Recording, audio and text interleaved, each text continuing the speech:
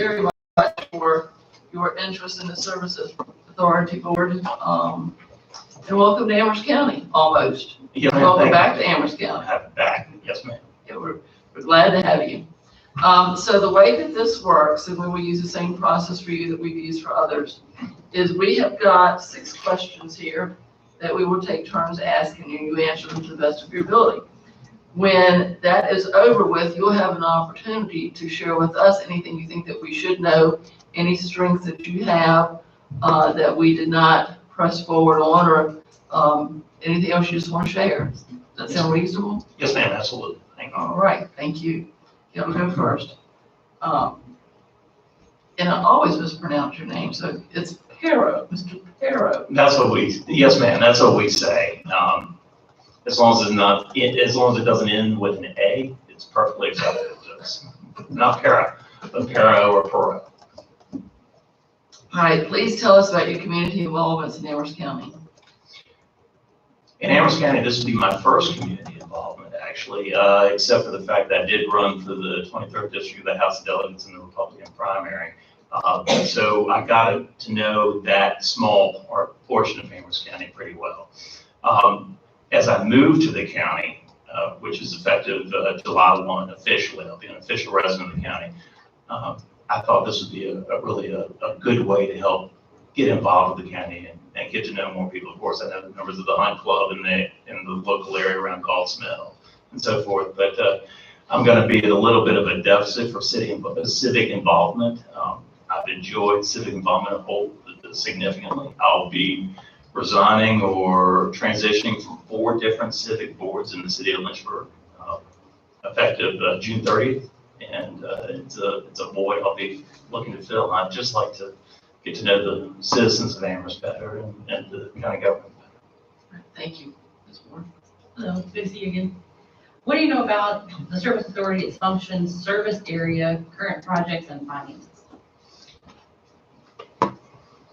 I'm familiar with the service area itself. It's primarily Madison Heights and a little bit beyond. It extends almost to our farm in Mississippi, about 3 miles. I know a little bit about the projects. I know a little bit about the water plant and the reservoir. I know a little bit about the contract with the city of Lynchburg for treatment of wastewater. I believe that there's a significant opportunity for economic development in the plant. The plant itself, I believe, is a 3 million gallons a day plant. Your current demand is about 1 million gallons a day based on the information I was able to find.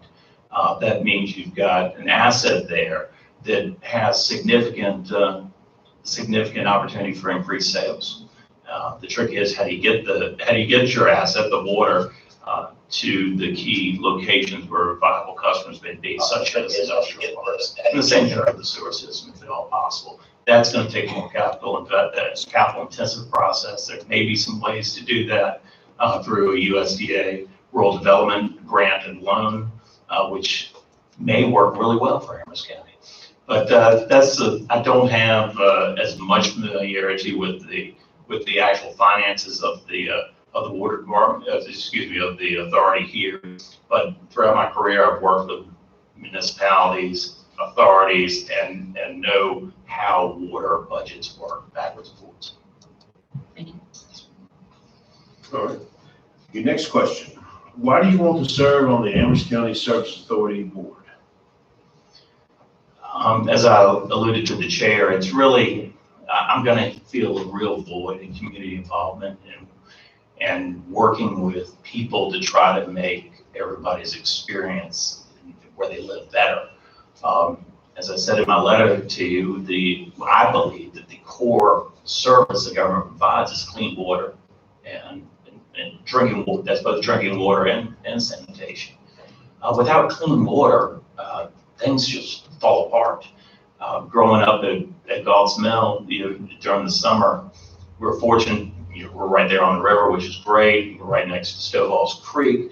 But some people's wells would go dry, or their springs would go dry. And we're very fortunate down the road that there's basically a spring that heads right next to the creek. And I remember seeing people lined up getting water there because it's the only water source they could get to, a good clean water. And when you've got a populated area such as Madison Heights, you've got to get the water to them because people don't have access to it. It's a core function, and it's one I'd like to be a part of. And it's what I've done my whole career. Thank you. Yes. Thank you, Mr. Perry. What qualities, skills, abilities, and experience will you contribute to the Amherst County Service Authority? I would like to think that I've got experience on a number of different levels. 24 years as an engineer, I guess 20 some years as a licensed professional engineer working in the water and wastewater industries. So I understand how a project is developed, how a project is built, and how to finance that project. I've worked with a number of either Virginia Department of Health, Department of Environmental Quality, or USDA, United States Department of Agriculture, Rural Development loans and grants to really improve water systems. Also, I'm familiar with treatment plant works and processes. Understanding that at the board level, we're going to be talking about policies. The authority itself has in-house expertise. I'm not suggesting that I would get involved in that whatsoever, but to help out on the policy decisions about how to best use the revenues that you have to create new revenues in the future and create a better product for people there, as well as economic development, and how to hopefully incentivize further economic development in, say, the Seminole Business Park. Also, I've had numerous years of experience, 12 on Lynchburg City Council, so I understand how a board should function and work and what those roles and responsibilities are. So I'm very conscientious about the line between staff work and policy work, and I understand the relationship. Turner, based on the Amherst County Service Authority Board meeting schedule, do you foresee any conflicts in your availability to attend such meetings? You know, after June 30th, I'm going to have a lot more free time than I have right now, and so no, sir, I do not. Thank you, sir.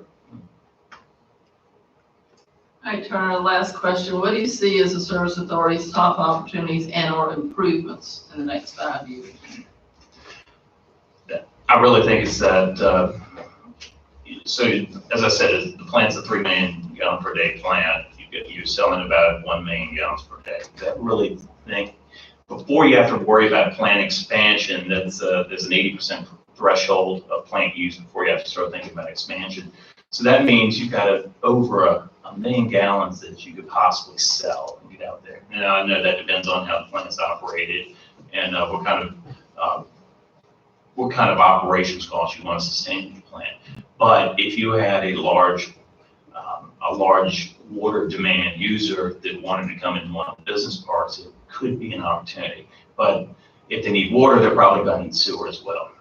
And I think looking at USDA or other funding sources to promote the sewer extensions that would also benefit those communities around the business parks, I think that's really bodes well for economic development in the area. As the city of Lynchburg is projected to grow to about 90,000 over the next decade, maybe a little bit more. And the surrounding areas are going to be a very attractive place for people to live. I think Madison Heights has real potential for economic development, for just to be a good, healthy, vibrant community. And good water and sanitary sewer service are just part of that.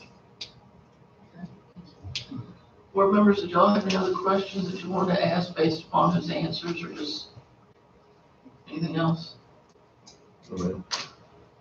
All right, Turner, what about you? Is there anything you want to add or any questions you've got of us? I think I took a little bit of liberty at elaborating on some of the questions, but I'm sorry about the mask. My wife wouldn't let me leave the house without it. This is the first day I've had one. I found it behind the seat of my truck. So I apologize. I've never actually had a mask on or around me while interviewing for a position. I guess it really depends on what you're looking for on the authority board, and if the skill sets that I've described line up with your expectations. I've got the knowledge and the understanding about how an authority works. And if you're looking at developing or growing that authority to make great use of your assets and promote economic development, then I think that'd be a good match for you. If you're thinking about, if you're not interested in growing and development or economic development, then I'm probably not going to be the best match. Because I tend to work that way. What can we do to increase the overall tax base of the county or the area? And how can we increase the value of that area for everybody that lives there? I think that's a universal benefit. And how can we make Madison Heights really a vibrant community for people to live in? And those are the areas that I would be focusing on.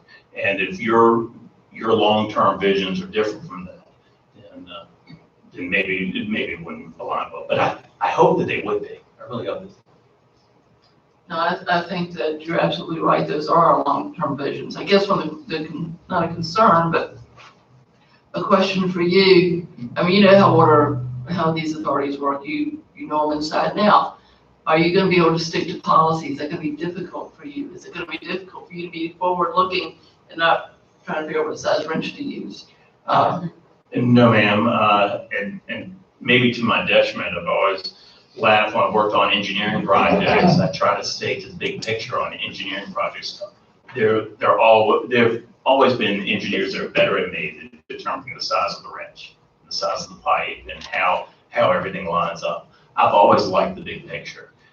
But with my experience being on city council, being as chair of the Lynchburg Redevelopment and Housing Authority, as president of James River Day School, I understand where that boundary is, and I understand not to get involved in staff work. I'm chair of the Physical Development Committee of the city of Lynchburg. I don't tell the city engineer how to do their job. We talk about policies and what's the appropriate way to address a problem. Thank you. The way this works is that we will now. Yes, ma'am. Thank you for your time, Madam Chair. Thank to you. the members of the board. Have you got a replacement mask? No, I don't. But we're at the meeting at City Council tonight. They're supposed to give us one, which I'm kind of surprised about. But thank you for that. And if, Madam Chair, if any of the board members have any questions, I'm available by phone. I'd be happy to answer. Madam Chair, I have one quick question just to clear up residency, and I think you already addressed it. You will be stepping off the board, the city council, July 1st will be, or June 30th? June 30th is the termination, is the end of my term. Okay. And whereas I'll be ready to move probably before then, I want to make sure I've fulfilled my complete term. And July 1 will be officially my family's first official date of residency at 1133 Gulf Mill Road. All right. I just wanted to clear that up. Thank you. Thank you. Thank you. Thank you, John. All right, moving on, we've got the consent agenda. Are there any questions? Is there a motion to approve? So moved, Madam Chair. Motion on the floor by Mr. Ayers. All in favor say aye. Aye. Opposed, no. Consent agenda is approved. We will now move on to the first reading of our continuity during the emergency ordinance. Mr. Lockerbie. Thank you, Madam Chair. This ordinance is designed to provide for continuity of government during the process of the pandemic. There is a statute, Virginia Code Section 15.21413, that allows local government to adopt ordinances to provide for that. The objective here is to take several different steps to deal with the problems that we've had because of this. The first is that the board, and there are also a couple of typographical errors in here, and I know that Mr. Rogers has the final updated version, which we finally put together yesterday afternoon, got the last of the typos wrinkled out. The board finds that the disaster is in the nature of a medical emergency. If you are a person who is in a high-risk group and is on one of the boards that is of this council, of the county, so that would include the Planning Commission, the EDA board. If you're in a high-risk group, you're essentially authorized on the basis of medical necessity to call into the meeting under FOIA. Urgent public meetings to deal with the disaster emergency can be held entirely electronically.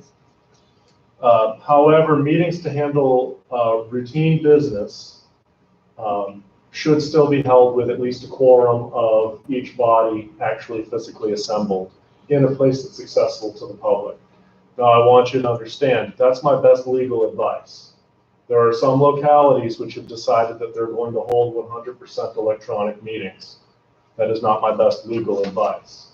If you decide that you want to make that decision at some point going forward, I'm not going to fight you hard on that because I understand this is not the day for lawyers, it's the day for emergency managers and policymakers. But I do want you to understand that that's the situation. If you decide to make that decision as a business policy decision, I'll help you clean up whatever messes we may have down the road to the very best of my ability. Otherwise, it provides predominantly just for compliance with FOIA. It provides for extension of timelines for approvals of subdivision plats, site plans, ENS plans, stormwater plans. It provides leeway to the chairpersons of various boards and commissions to reschedule meetings or hold them in particular venues in order to make sure that they are the most safe. If, for instance, we hear from the Department of Health that next week is supposed to be a relatively good week, quote unquote, in terms of transmissibility of diseases, and the Planning Commission decides that they want to hold the meeting in the auditorium at the high school in order to have everybody have plenty of space to spread out, it would give the chairperson the leeway to make that decision and advertise that decision in compliance with FOIA. Finally, spoken with Ms. Wilkes, Ms. Carden, and Ms. Irby, move back the deadline, which would be June 5th for the first annual payment of real property tax to August 5th for this year only. And the reason for moving that deadline back is that we probably won't have adopted a final budget and tax rate by June 5th. So we wouldn't actually be able to tell people how much they owe. By kicking that back to August 5th, we give staff and the public the opportunity to actually find out how much they're going to owe before their tax payment is due. Give people the May 1st deadline for payment of B-poll would be extended to June 30th, especially since many businesses are closed. Give business owners a little bit of leeway to get that in. And allow also the treasurer to extend other administrative deadlines in order to make sure that those deadlines are equitably administered. And finally, this ordinance would be in effect until the first to occur of the Board of Supervisors repealing it, or 6 months following the end of the emergency. And basically, I would probably advocate that at some point late this summer, we adopt an ordinance repealing all of this. But there it is. I'm open for questions. What would happen if we plan to have a meeting on a normal time, but only 2 of us were here? Obviously, it's not a quorum. So we would say we gave it our best shot, but we could do no business. Is that correct?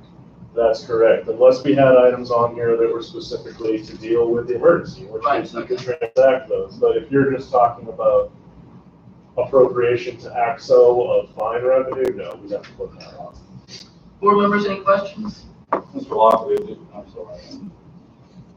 Do you think the General Assembly is going to look at relaxing any of these requirements when they meet today? I do. I think there's a good chance that they're going to revise FOIA. This is just me, but I spend a little bit of time in Richmond. I know you do during session. And I remember when the emergency, the provisions to allow emergency meetings, I can't remember whether it was Phyllis Arrico or Michelle Gowdy who said, well, what happens if there's a disease that comes out and people can't actually meet for public hearings? What are we going to do? And the open government people were like, that never happened. And then here we are 4 months later, and it happened.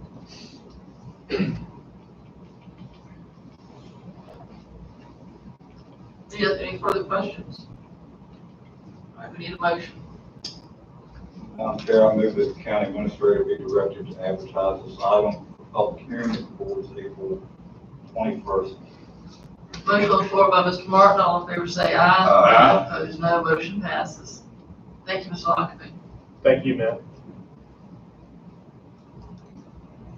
CBTC, Mr. Rogers, anything you need to tell us with that? Only if the board has any questions. Just to remind the board, you previously directed me by consensus to offer up $50,000 toward the CVTC redevelopment plan, which was really used as seed money to raise another $200,000. So it was an excellent contribution and did motivate the others to make their contributions. But now we need to close out the books and we need an official appropriation of that money on the record. So that contract has already been signed and let, and money has already been transferred, but we're trying to clean up the books and create the official record of the appropriation by this motion. All right, board members, any questions about this? None, is there a motion? Madam Chair, I move that the board appropriate $50,000 from the unobligated general fund balance to the CVTC redevelopment plan. Motion on the floor by Ms. Moore, all in favor say aye. Aye. Opposed, no, motion passes. Ms. Rogers, thank you very much for your work on that. That was a lot of good negotiation there.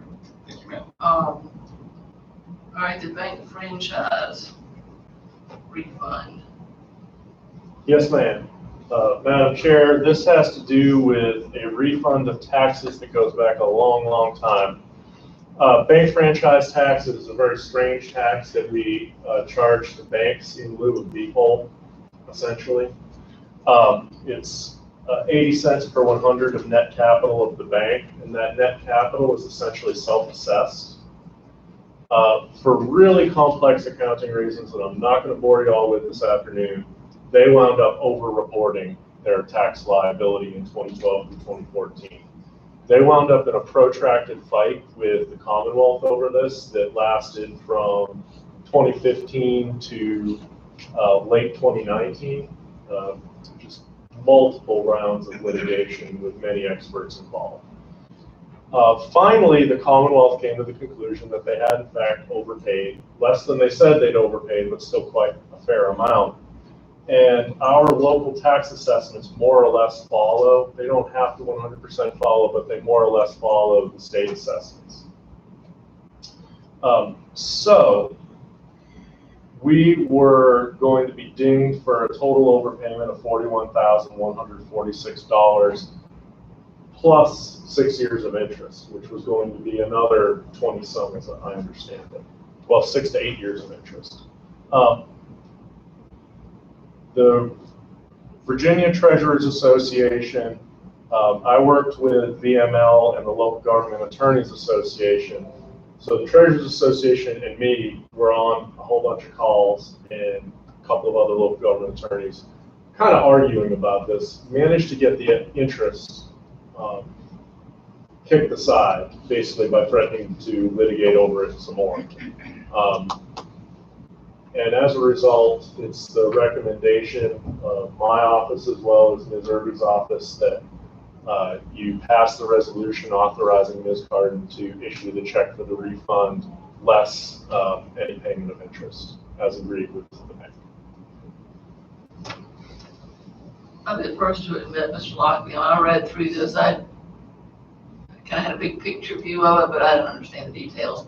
Did this happen with every single bank in the Commonwealth, or just BB&T Truist? Just BB&T. So none of the credit union, nobody else, just BB&T. Correct. But all over the Commonwealth, not just in our region.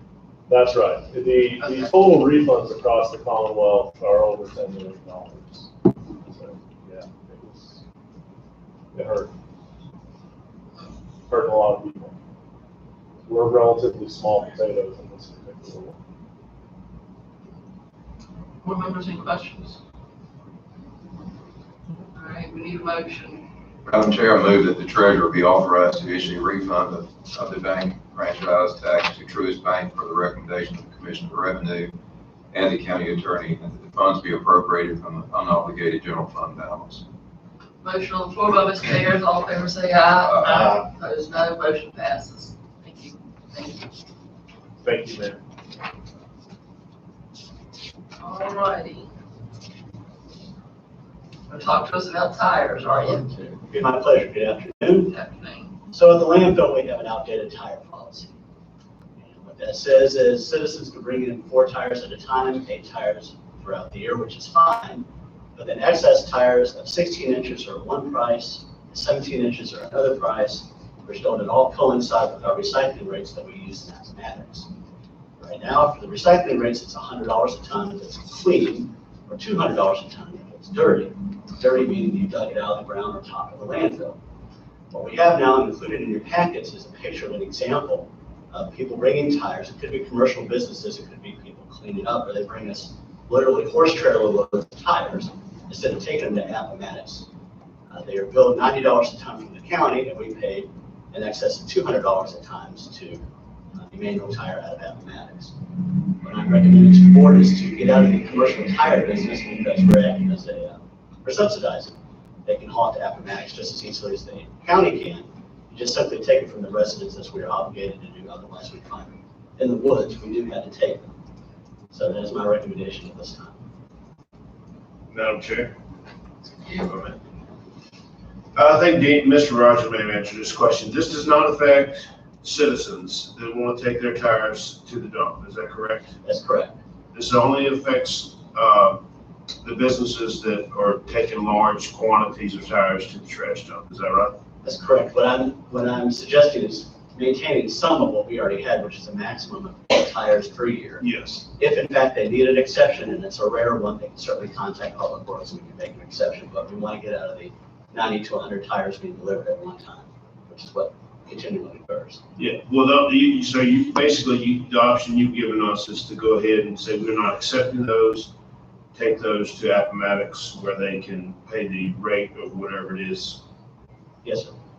The other option would be to up the rate and charge them more money plus the haul cost to haul it over there to Appomattox is the other option. You didn't put that on there, but that's the other option you put That is out. option B. I did talk with Mr. Rogers about that. What I would recommend is if they charge us $200 per ton for a load of dirty tires, I would recommend if we're going to go down that path, $250 to cover fuel costs, anything else overhead to get a truck there and back.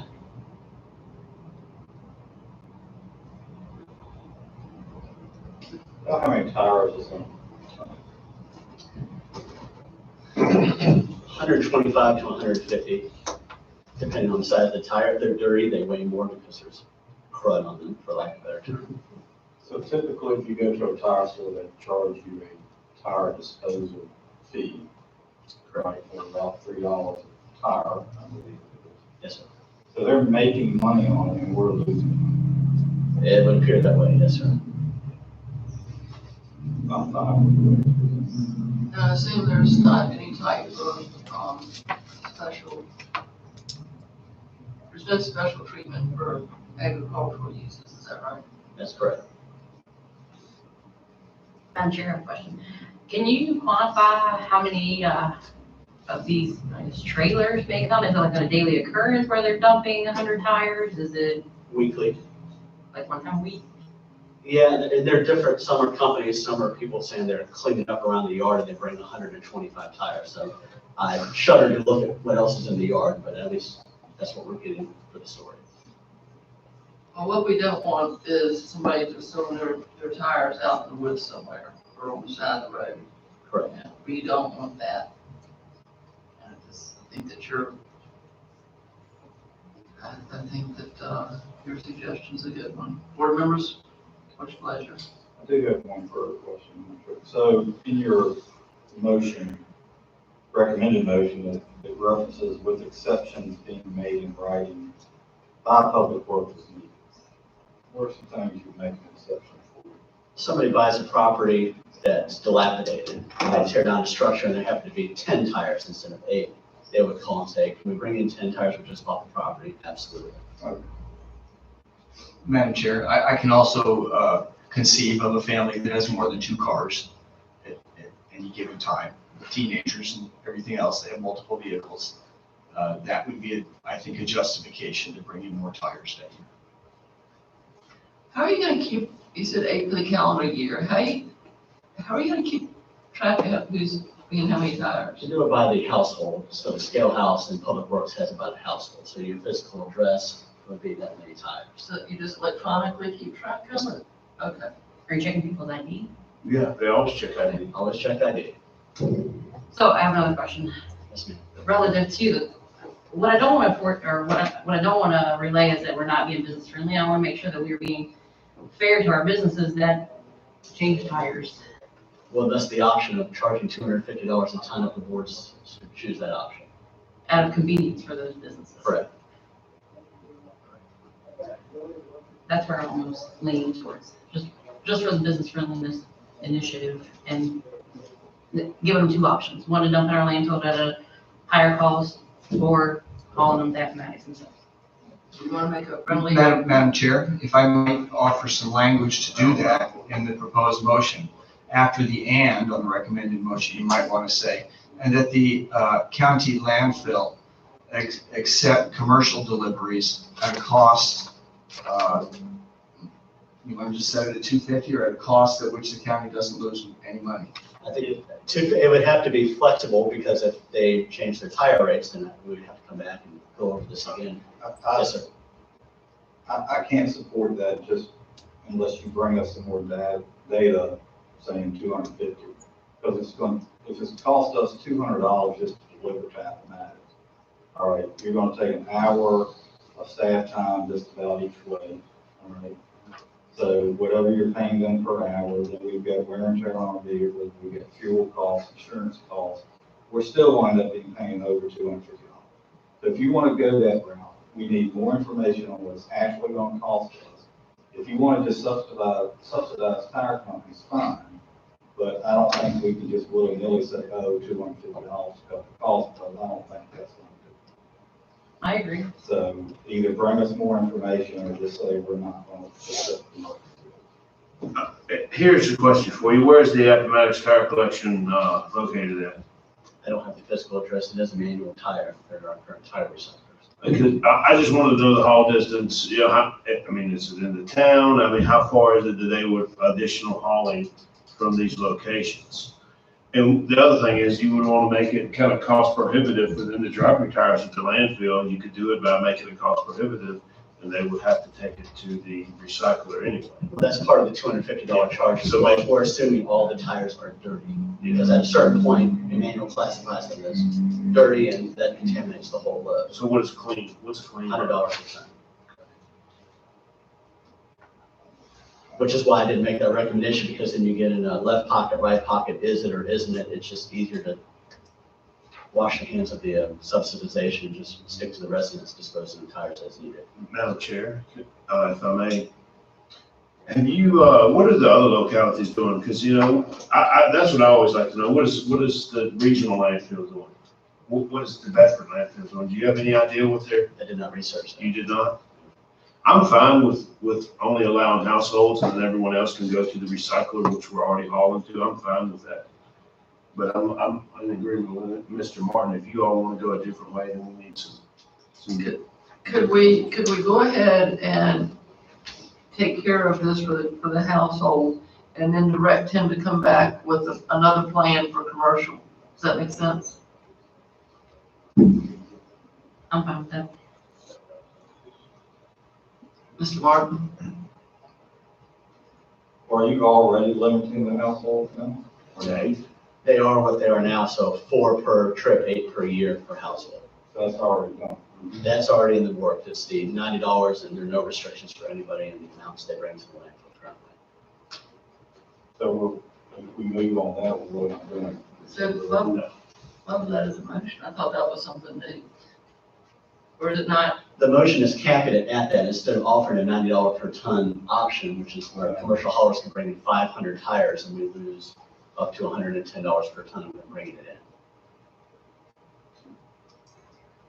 I think the gentleman, we can get more information, but I think he's made it cost prohibitive because you went with the price for the dirty tires, which is $200. Correct. And not all of your tires are dirty, probably only a small percentage are. I don't know. That's correct, but at a certain break point, which is determined by the tire recycler, they say the load is dirty. They don't say 22% are clean and 78% are dirty. It's just the It's whole. either is or isn't. Either is or isn't, yes, sir. I'm just not sure why we need to be the middle person. But is it a written policy about the 4 tires at one time and 8 for the calendar year? Is that a written policy now? It is a written policy. Then, yeah. Lack of a motion? Yeah, I would just say if we want more information on the actual cost, bring it back to us at the next meeting. All right, and that's a directive. Can you make that as a directive, Mr. Martin? Can we just develop consensus if that's what we want them to do? Wait a minute. Yeah, I'm fine with that. What I was gonna say is if we do change policy, then we need to communicate to the people that have been using this and make sure they know they're not showing up to the landfill with 15 tons of tires or whatever. You know, we need to be able to make sure we're communicating, so you have a lot of hot people on your hands then. We certainly. You gotta, We have a list of everybody who brings in tires, and we can just, anybody that's over 8, 20, or 100 tires, we would certainly send a memorandum to them, letting them know, change of policy if one were to take place. So is it easy to quantify how many businesses are using the Yes. landfill this way?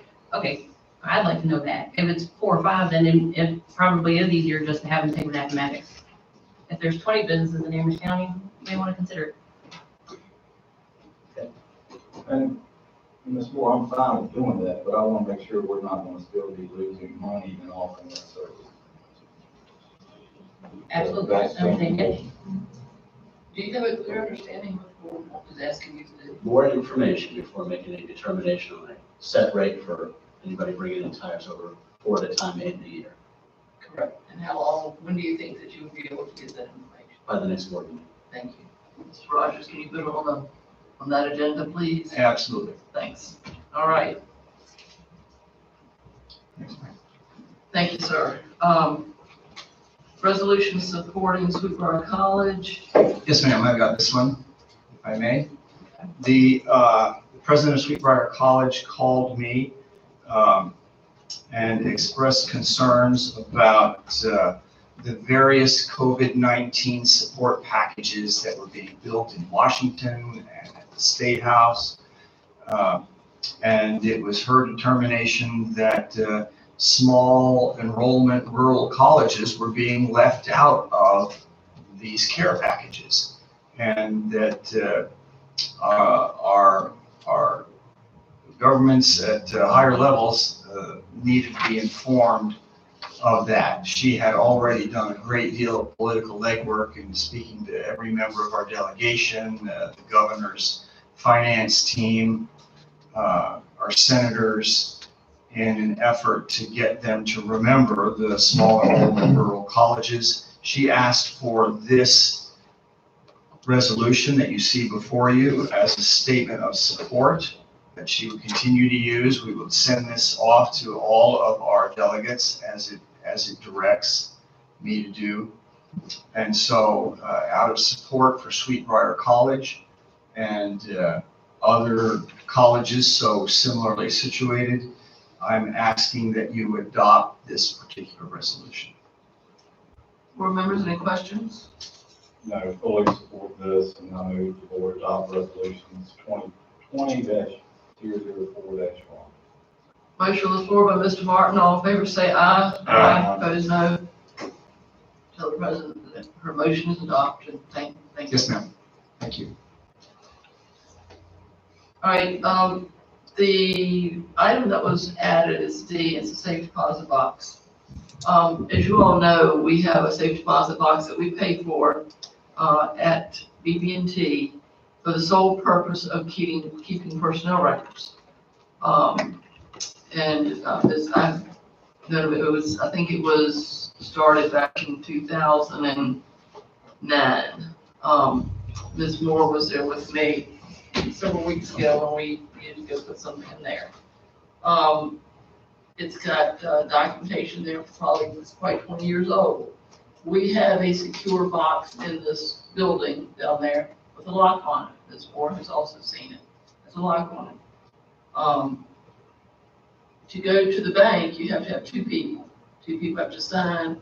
You have to get the clerk, three people have to get the clerk to do it. It's just a lot of bureaucracy for something that we use about once or twice a year.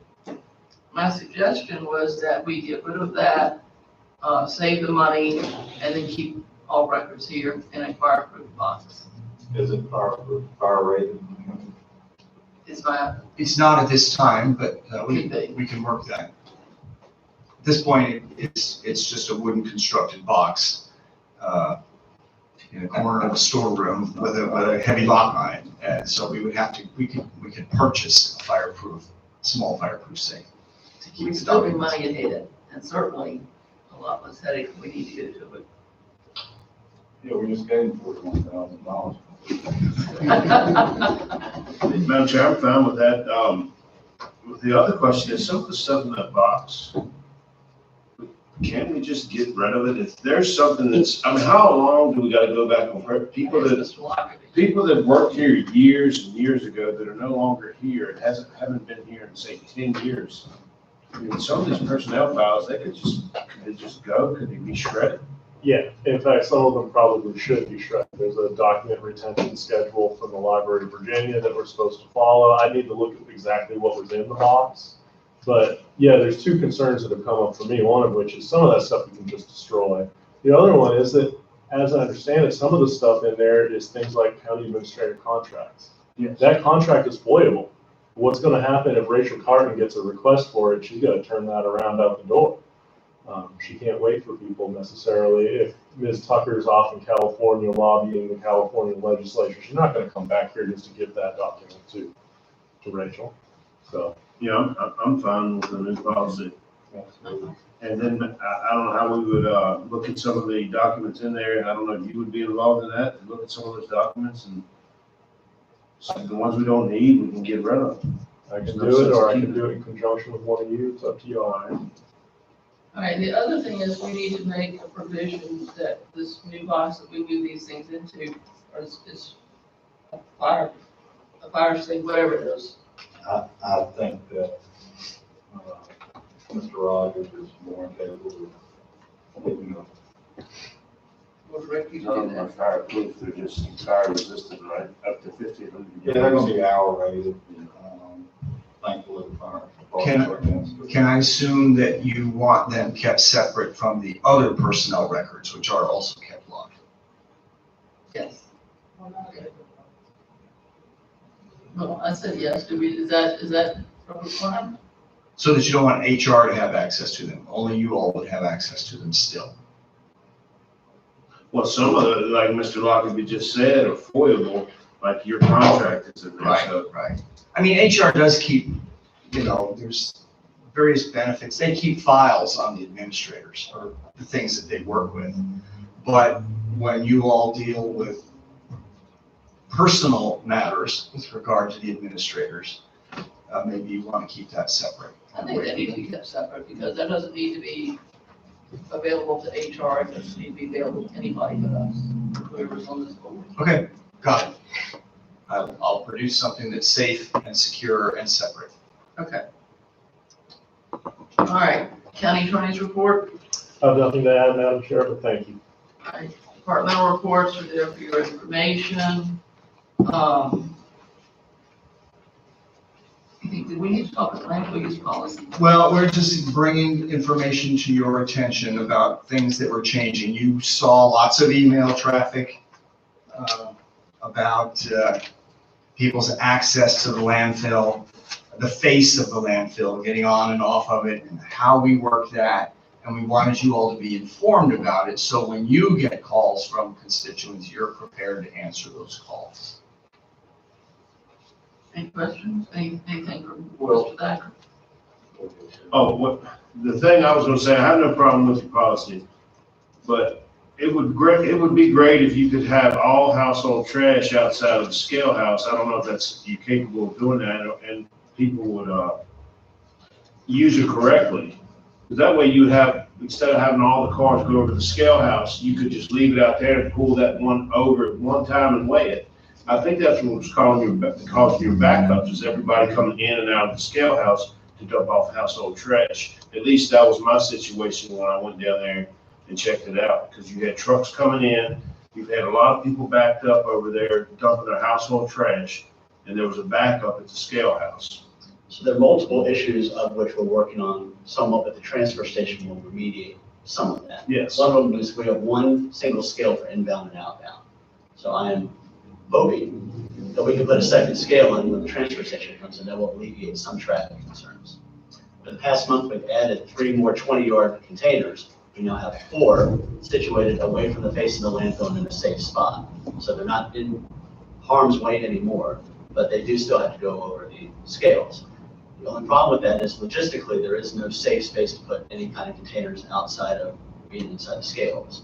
But we have put it away from traffic and far enough away to where they wouldn't hit any traffic, and there's plenty of room for them to maneuver for trash and recyclables and metal and tires. We have looked at and will continue to look at, especially when we have but once we have the transfer station, people will be able to drive right in. I don't think they won't even need to go over the scales. They can just tip on the floor and pull out. Because at that point, we'll still be able to weigh their trash. We have to be able to weigh the trash, even into the landfill. We have to account for the tonnage. And so we have to, and we'll keep track of our tonnage that we ship. So it'll be much easier once we have the transfer station. Sure. And I'm not telling you that's what you should do or shouldn't do. I agree with your policy. I know that when I went there, that was just my situation. So appreciate the work you're doing. Thank you. I think you're headed in the right direction. So, Madam Chair, my understanding is under this policy, if you don't have a trailer with hydraulics or a dump truck, you're not going to face them. Correct. So I also understand that you assume that the height of a truck is 3 feet and your containers are 4 feet, so that's about a foot difference. And if someone's hauling a heavy load of, say, busted up concrete or something, they're still gonna have to lift that up, put it through. Like anything else, there are exceptions. If somebody absolutely has to have it, they can contact us and we'll make sure they have clear access to the landfill, to the face of it if they need it. And that's what I kind of see we're kind of setting these trends here, and I appreciate it. I think you're doing great work, but back to your point, Ms. Moore, it's kind of like everything we're doing is making it less and less convenient for people that actually need to use the service, right? We move bulk brush collection. How are you dealing with that now? Where will that go? It all goes to the landfill. We carved out a nice road to the bulk area where they can dump out all the brush they like. It's much larger than any of the 2 convenient sites they want to build. If I may, Madam Chair, Mr. Martin, I think the idea you're getting at refers to those of us who use the back of our pickup to throw all kinds of tiny little debris and heavy stuff that we just can't get from the back of the pickup over a 1-foot lip into a container. Those are the kind of situations where the person simply at the scale house has got to explain that to the scale house attendant and get permission to go up on the face where they can push it out the back of their truck. We're just going to make every effort to reduce that because of the traffic jam it creates. And because of the insurance requirements of the waste haulers themselves. Their insurance companies don't want them to have more than 1 truck on a face at the time. That's what creates the traffic jam. So if there's Joe Blow up there in his pickup truck, the waste haulers don't want to come up. So we need to get them up there and down quickly. I understand that, but for some things, we're also directing people to the landfill to use it, right? So once they get there, they need to be able to conveniently get the trash off the truck. What I'm hearing is that you're going to have common sense policies in place to help people do the thing, correct? That's the attempt, common sense always. Okay. So when the transfer center is done, Joe Blow shows up with his pickup truck, where will they go?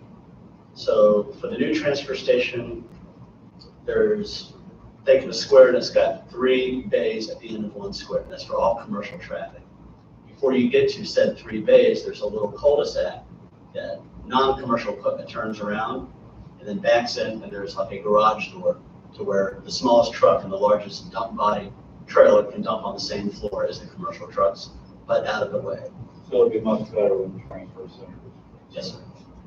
They'll be tipping over a 6-inch lip, a little curb, just to keep them from backing into the structure. And they just tip right over that 6 inches. And you're covering you're sanitizing with PPE when people have to go to the. Well, that's part of the caveat of all this, is that the complaint that came forth brought a good point, is that due to OSHA and our operations manual with the Department of Environmental Quality, anybody who goes on the face of the landfill is required to wear personal protective equipment. With COVID going around, as much, we can sanitize it all we like. I'd like to think we're sanitizing, but there's still a possibility. This would eliminate that by keeping them off the face of the landfill, not needing the PPE, and going to the 420-yard containers we've set aside for them. Fair enough. I had somebody asked me a question, I just did not know the answer to it. Do you all accept dead animals? We do. We get cows all the time. Okay. And what do? Do they go to the base of the landfill? That would go to the top of the landfill. We don't want a cow in a can in July rotting. And that would be a case if somebody had it in the back of the pickup truck. That would certainly be an exception to send them to the top of the landfill. Do you have a limit? As much as the landfill will hold. Hopefully you don't have that many cows.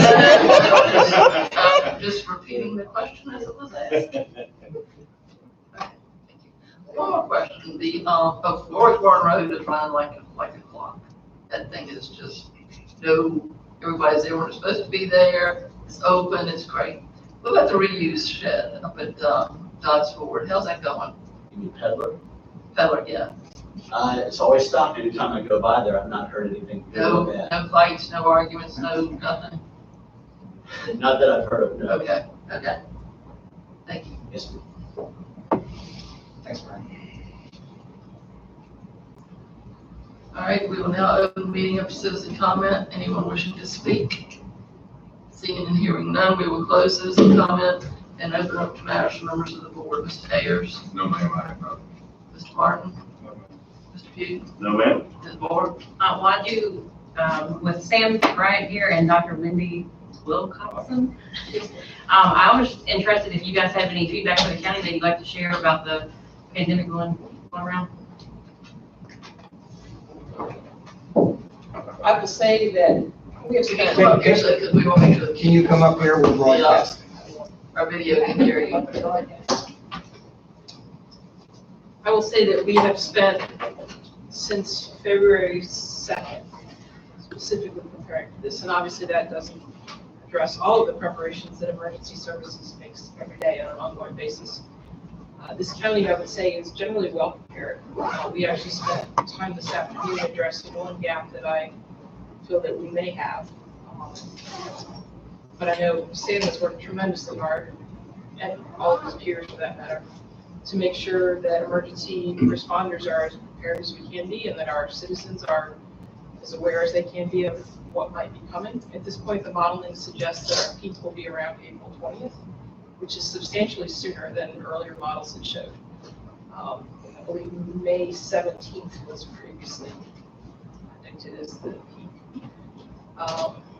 From the standpoint of preparation, that's a little challenging, just because we thought we had more time to prepare. On the other hand, I think in some ways it might be good, just because it's a hard thing for our citizens to stay motivated when you're not really seeing anything happening. One of the things about social distancing is that that's our goal, is to see that nothing is happening, but that can be a hard thing to explain.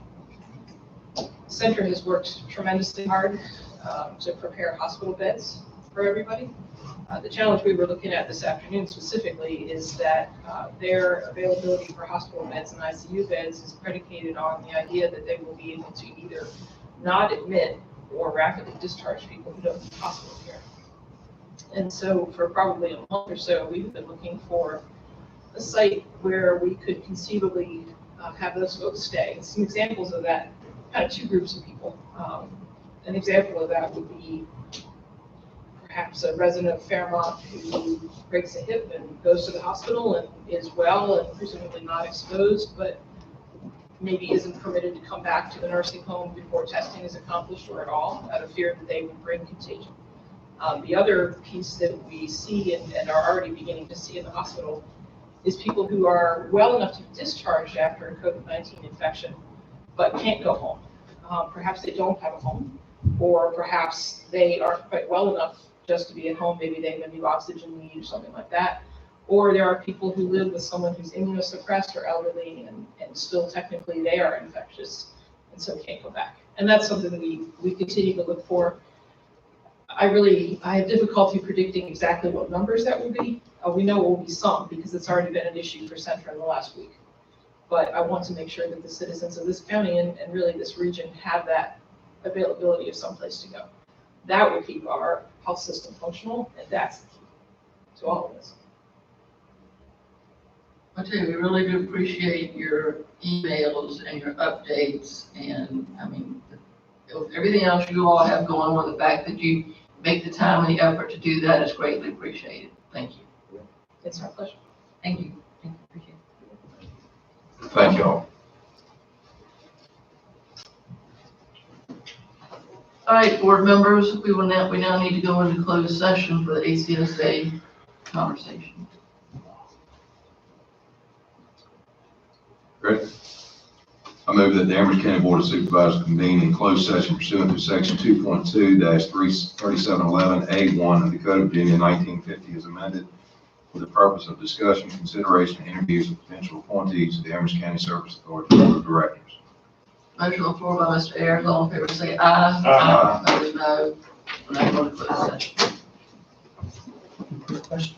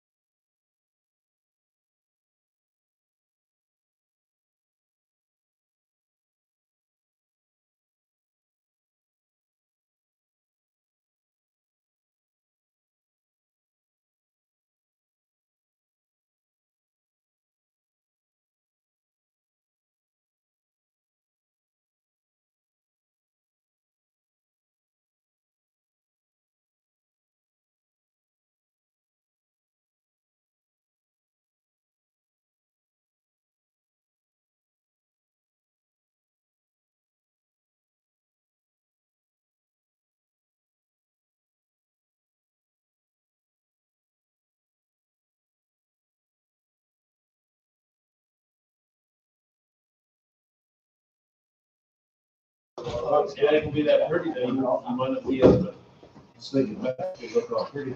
All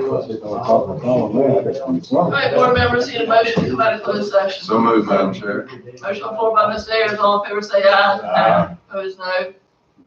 Madam Chair, I move that the Amherst County Board of Supervisors certify by a recorded vote that to the best of each board member's knowledge, only public business matters lawfully exempted from the open meeting requirements of the Virginia Freedom of Information Act and identified in the motion authorizing the closed session were heard, discussed, or considered in the closed session. Roll call, Mr. Ayers. Aye. Mr. Martin. Aye. Mr. Pugh. Aye. Ms. Moore. Aye. Ms. Tucker. Aye. All right, I make a motion to adjourn. wait a minute, Oh, wait a minute. Hold on. Mr. Lockley, I think, Madam Chair, that you were kind of hoping that somebody would make a motion that I will prepare the articles of incorporation for the Amherst County Service Authority, the amended articles based upon the text that we previously talked about, with Mr. Perro in as the 4-year member and Mr. Woods as the 2-year member in place of Ms. Tucker and Mr. Ayers. I'm not sure if I got those right respectively, but I'll make sure the paper says the right thing. And that be brought forward for advertisement and public hearing after July 1. Is that correct? thank you, Ms. Lockley. Motion on the floor, all in favor say aye. Aye. Opposed, no. Motion passes. I Thank you. think that motion was made by Mr. Martin. The motion was, I'm sorry, Mr. Martin, let the record show that the motion was made by Mr. Martin. Is there a motion to adjourn? So moved. All in favor say aye. Aye. Opposed, no. Meeting's adjourned. Yeah, thank you for your opinion. Water's like